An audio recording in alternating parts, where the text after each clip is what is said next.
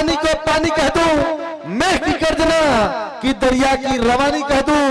जमशेदपुर झारखंड में उपस्थित भोजपुरी श्रोता आप सभी ऐसे खामोश रहेंगे तो गोलू राजा आनंद मोहन जी कुछ नहीं कह पाएंगे। एक मीठा सा ताली बजा दीजिए, भोजपुरी की सारी कहानी कह दूं। आप सब आप देखे हुए टीवी चैनल पर हम सबों के गार्जियन है, अभिभावक है, लड़खड़ाते हैं तो संभालने का यही दायित्व रखते हैं। आनंद मोहन भैया का आप जो एपिसोड देखे हैं टीवी चैनलों पर, आज जमशेदपुर के इस मंचों पर देखने को मिलेगा। जब आप महुआ भक्ति चैनल पर बाबू गोलू राजा के सुनते होंगे, भक्ति सम्राट विजेता होकर के आपके दिल में बसेरा बनाए थे, वो सभी कलाकार उपस्थित हो गए। निशा पांडे जी आ गए हैं, तो सबका अपना अपना अंदाज है। सबके कलाकारी को आप देखेंगे, प्यार देंगे और आशीर्वाद देंगे तो कलाकारों का हौसला अफजाई होगा।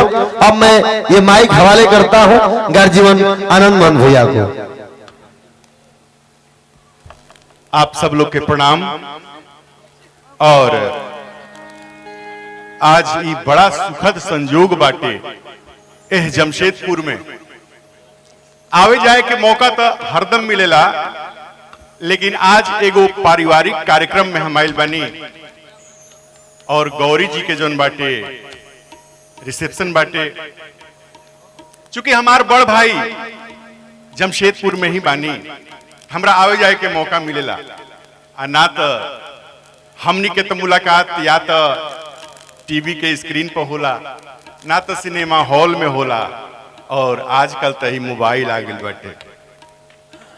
तो हम ही कहब कि आप सब आशीर्वाद बनाई और बड़ा ही सुखद संजोग ई हमरा खातिर बाटे। आप सबके तो रोज मुलाकात होला, लेकिन ये बड़ा ही सुखद संजोग हमरा खातिर बा कि हमार छोट भाई और भोजपुरी के कीर्तिमान रचे वाला गोलू राजा जी से आज हमरा भी मुलाकात हो रहा बा। और हमनी के साथ के कलाकार निशा जी, निशा पांडे जी आइल बानी, और वहां के भी जोन बाटे प्रदर्शन रुआ देखब और कला देखब। तो हम चाहब कि कार्यक्रम के शुरुआत हो ही गई बाटे, और कार्यक्रम के शुरुआत होखो रुआ लोग जोन बा खाना पीना के संगे जोन बाटे अपन एंजॉयमेंट करते हुए और हमार भाई गोलू राजा के गीत के आनंद ली, निशा पांडे जी के आनंद ली, और हम तो बढ़ले बानी। धन्यवाद, प्रणाम।